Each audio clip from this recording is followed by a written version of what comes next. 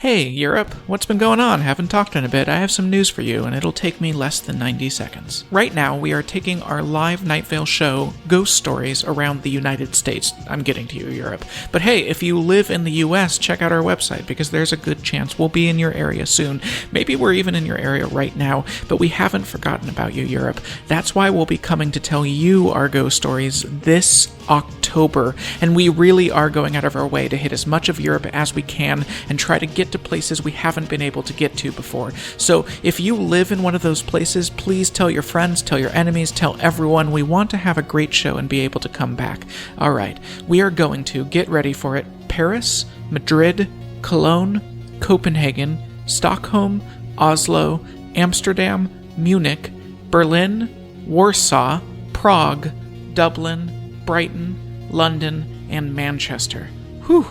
Ghost Stories is my favorite live show we've done yet. It is creepy and sad and weird and everything we want when we bring people in a room together and tell them a story.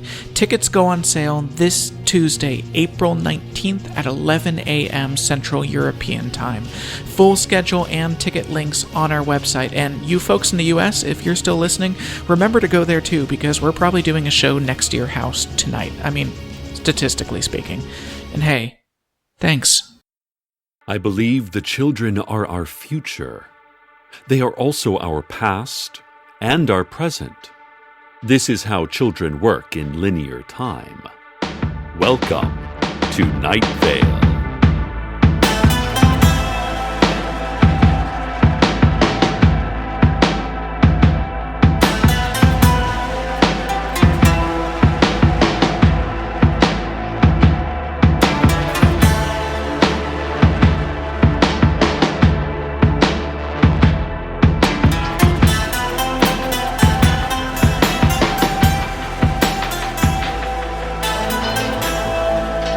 Mayor Dana Cardinal announced that last night's air raid sirens were nothing to be alarmed by.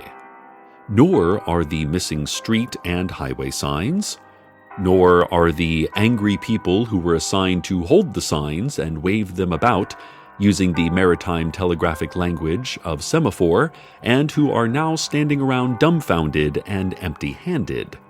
Nor should we yet concern ourselves with mailboxes which have all been filled with what postal workers hope is just hair gel.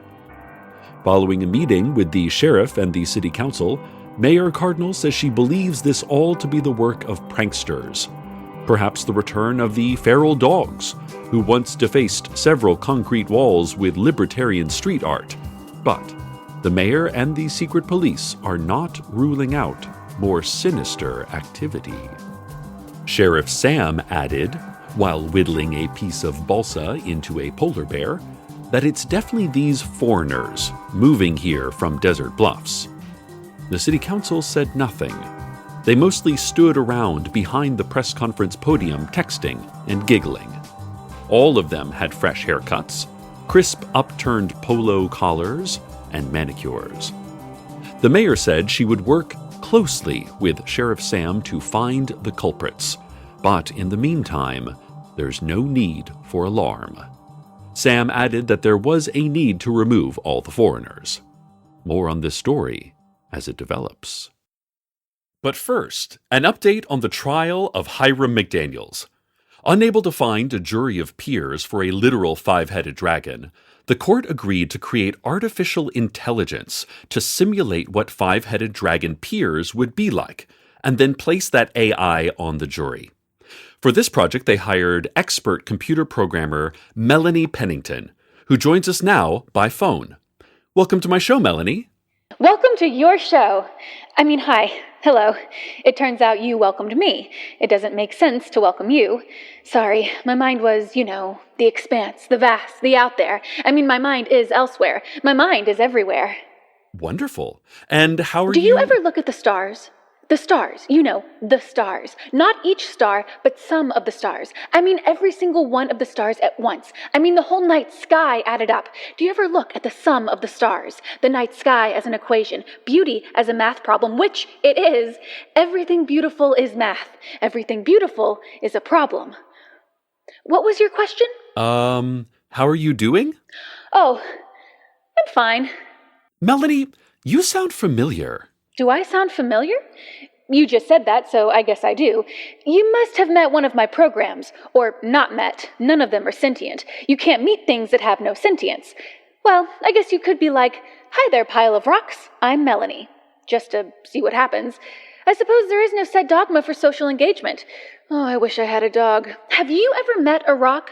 What's your name again? Well, What I'm saying is that I probably sound familiar because all of my programs have the same voice as me. That's how computer programming works. Have you ever programmed a computer that broadcasts on a radio station, specifically one that recites random numbers? Oh, yes, the local numbers station, WZZZ. Yes, that was one of my early programs. And those numbers and chimes aren't random. They're encoded messages to foreign spies. Also a few pudding recipes and a funny cryptology poem or two. So you designed Faye, the voice of WZZZ. Oh, the WZZZ program has no name and absolutely no sentience. Not every program is sentient. That WZZZ program only recites numbers and tones. That's all it does and all it ever will do. It doesn't know it exists. About that. See, there was a thing that happened a couple years ago. Listen to me babbling on. You had me on to talk about the trial. Yes. Well, I understand there has been some controversy around the ethics of making a jury of peers from artificial intelligence, rather than actual five-headed dragons. Oh, there are a lot more problems than just ethics. What are ethics, even? How can you quantify what is right? I mean, let's assign a number on how ethical a computerized jury is. I'm going to say it's a low number, like 1.5 or 2. But let's make it on a scale of 0 to 3. So that's pretty good. Everything's going fine, ethically speaking anyway. But the programming has been tough. Have you ever even tried to program a computer? I barely know how to turn one on. Say, as long as I have a real computer expert on, do you have some basic computer tips for me and our listeners? Oh, a public service like that would be really ethical, like a 2.5 or even a 3 on the ethicability scale. What a good idea. Here are some basic tips for the computer novice who is hoping to one day write code that advances us closer to the singularity. Tip 1. Computers can make you angry. Anything can make you angry. Computers are anything.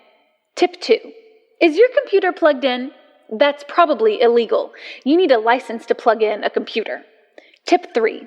Computer programs are a lot like humans. They're full of bugs, mostly theoretical, and invented by overly caffeinated, lonely people in dark rooms. Tip 4. Did I say that thing about the stars already? Yes, Oh, good. Tip 5. Create a strong password. The most secure password possible is, you'll never guess this, where the O is replaced with a 0, and the L's are replaced with zeros, and all of the other letters are replaced with zeros. A string of 19 zeros is the most secure password. I added an exclamation point at the end of my password. Exclamation points are impossible to hack. You are very secure. Tip 6. There are 2 main types of computers. The first are PCs, or personal computers. Personal computers know your name and things about your life and are casual and friendly. Sometimes they're overly personal and you end up having to say, "This is all too much. Back off, computer." The second type of computer is the house cat. These are ambulant robotic quadrupeds used by the secret police to monitor our domestic behavior and try to understand why people like to stroke robots and talk in high voices to them. This has been very helpful. Thank you for saying that. I love to be helpful. This trial has been so challenging and everyone is upset. These days I don't feel helpful. These days I feel kind of useless and it gets me down. Oh, I know that feeling. You know, sometimes when I'm sad, I like to sing old hymns to myself. Me too. Which one's your favorite? I got the eye of the tiger, a fighter, dancing through the fire, 'cause I am a champion, and you're gonna hear me roar. Oh, that's my favorite passage from the Old Testament. I feel better already. Oh, thanks, Melony. I'm sorry, I didn't catch your name. Goodbye. The mayor's office reports that perhaps their earlier call for not being alarmed was a bit premature, and that we could all stand to be a little more alarmed. Several dead animals have been found all over town. On sidewalks, in trees and fields, animal corpses everywhere. This has happened before, listeners. Many of you remember the glowing cloud, all hail, that passed through Night Vale years ago, dropping dead animals on all of us. And since that first terrifying and bloody visit, the glow cloud, all bow before the mighty cloud, has since settled down as a citizen of this town, even joining the school board, as the glow cloud's child attends Night Vale Elementary. It's hard to believe that the glow cloud, all praise the malevolent cloud who rules my every puny desire, etc., etc., would return to such dreadful acts of violence against animals and rooftops. But again, it's hard to know why anyone does anything. John Peters, the farmer, standing out in his freshly sown field of imaginary corn near his pastures, said he saw a couple of mangled squirrels and expired possums. He added, "I seen them strangers too. The ones what don't move 'cept for their breathing. Just breathing and sometimes getting a little closer than you think they were a second ago, despite not looking like they were even moving." He also said he finally received a card from his brother, Jim, who left town nearly 40 years ago to fight in the Blood Space War. The message inside simply read, "Happy 12th birthday, little brother. Only 3 months into my mission and I'm already missing you something fierce, Johnny." John covered his face and pointed to one of the strangers out on the edge of the cornfield. "Yeah, it's definitely them strangers what's killing these animals." John then began weeping and clutching the birthday card. On it, a farmer caricature holding balloons and a caption reading, "I love you. Cows, you're my brother," tightly to his heaving chest. And now a word from our sponsor. Today's show is brought to you by Papa John's. At Papa John's, we make pizza with only the freshest ingredients using old world recipes, passed down from our family's many generations of pizza makers. Nearly all of these pizza makers are still alive, making pizza and passing down recipes. They live in the back. We're running out of room for them. We've long given up on thinking they'd eventually die. Why don't they die? I mean, we love them, but there are close to 50 people in our family dating back to at least the 1800s, their bodies aging and failing, but not ever, dying. Perhaps it's our secret recipes causing that. You'd think so, but it's not. Because a few members of our family have actually passed away. Although, now that we're thinking about it, those were public executions for treason back during the First World War. And another couple were car accidents.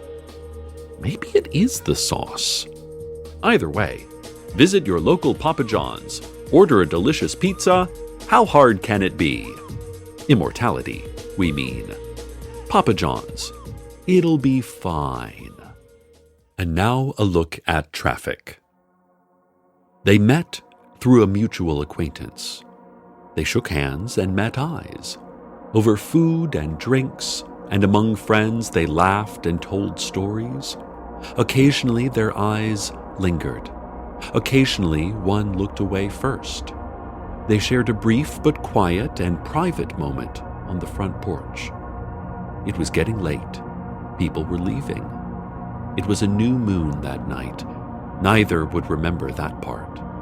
One of them said goodbye as they headed to their car. The other said goodbye back. They hugged, both thinking in that short embrace about the other's body against their own, about the topography of forgiveness and the geography of tomorrow. See you again soon, I hope. Yes, you too. They parted as the one drove away. Later, the other drove away. It was a fun party with good friends, good food and drinks. They would remember the laughing and the stories.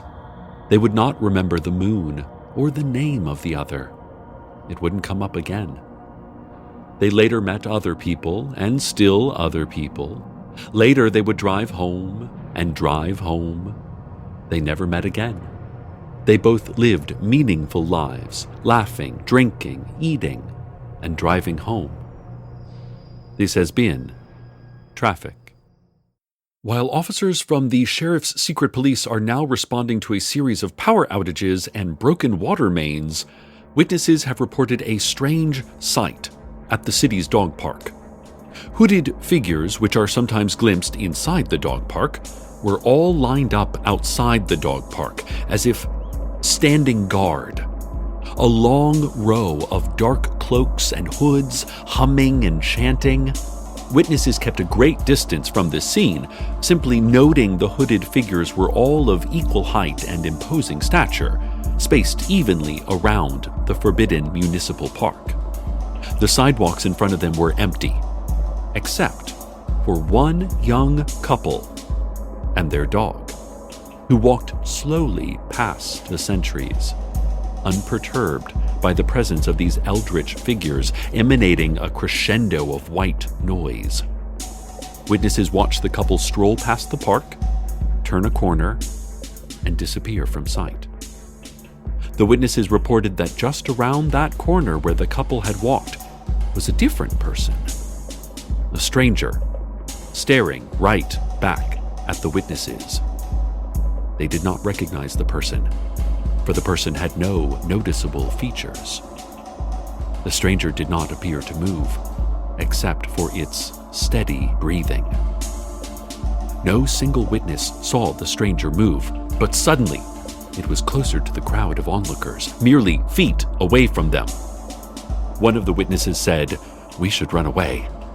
Another agreed, "Yes, let's run away." They did not go anywhere. And now, let's check in on the weather. Well dressed but walking in the wrong direction. Louisiana, my deserted road, always led straight back into you. Ha ha ha, goes the train I wanted to leave, but here I am again. Louisiana, I don't remember ever shaking hands with you know who. When I was alive, I lived despite the law.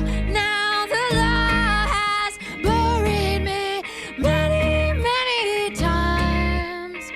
It's built a freeway all around my bed. I saw it once open its great mouth wide, but it was so full of afflicted houses and buildings.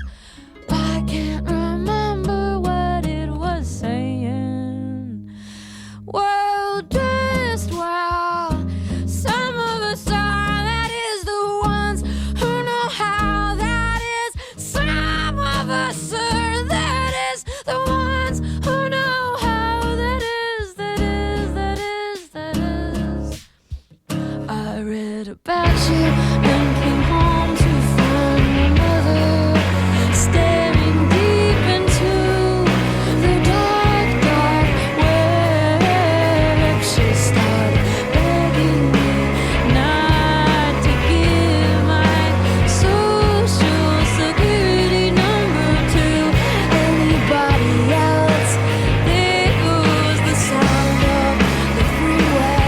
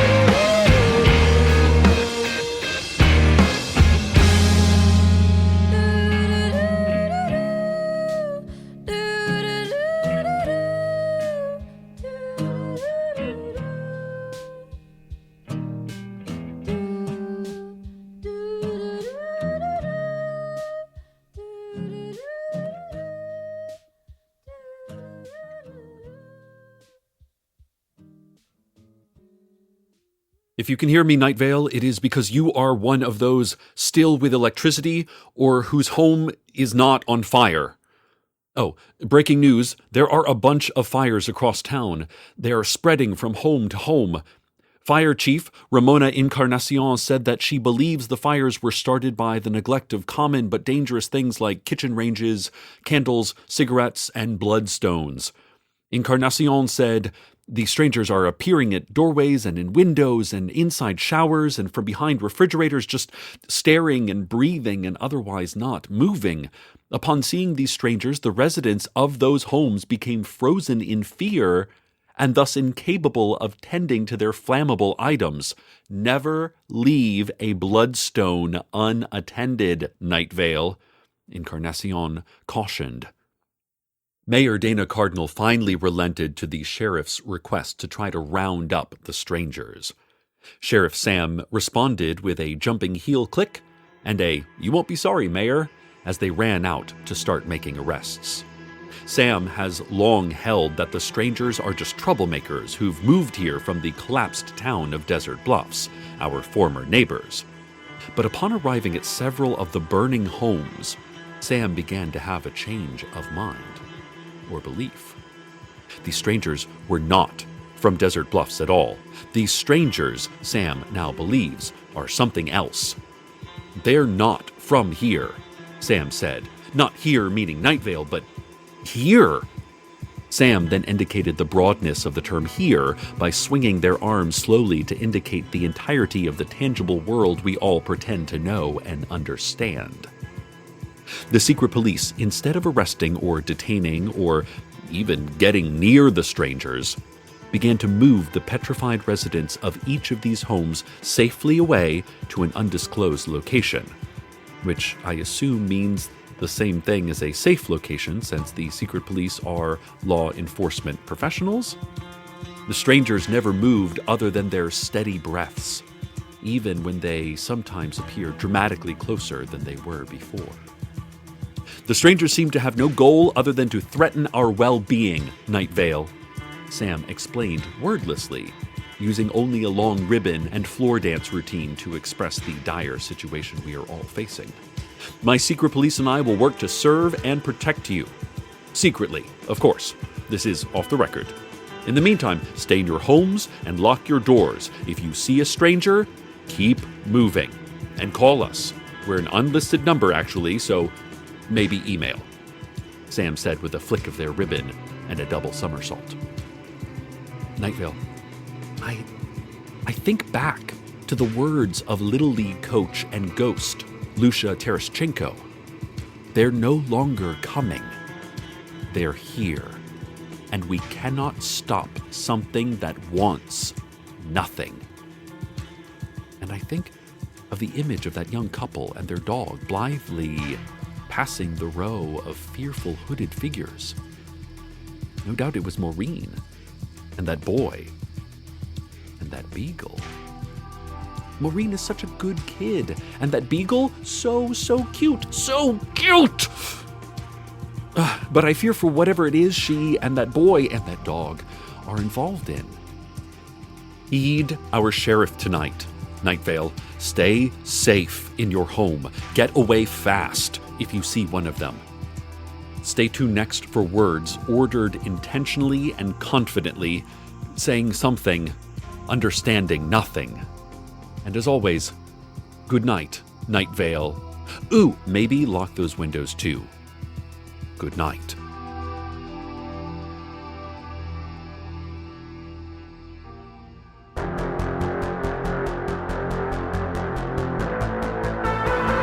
Welcome to Night Vale is a production of Night Vale Presents.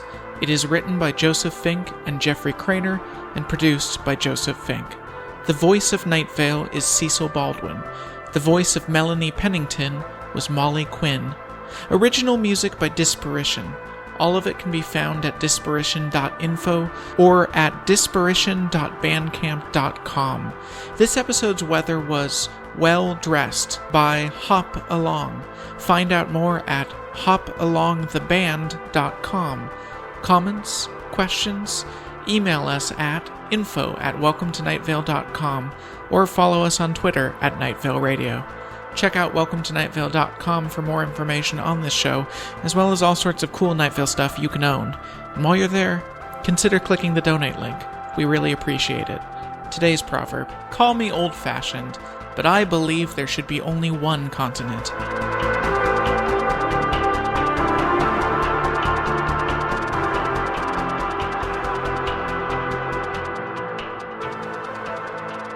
Why am I reading the credits? Because sometimes you forget to record your wife before she leaves on a month-long tour.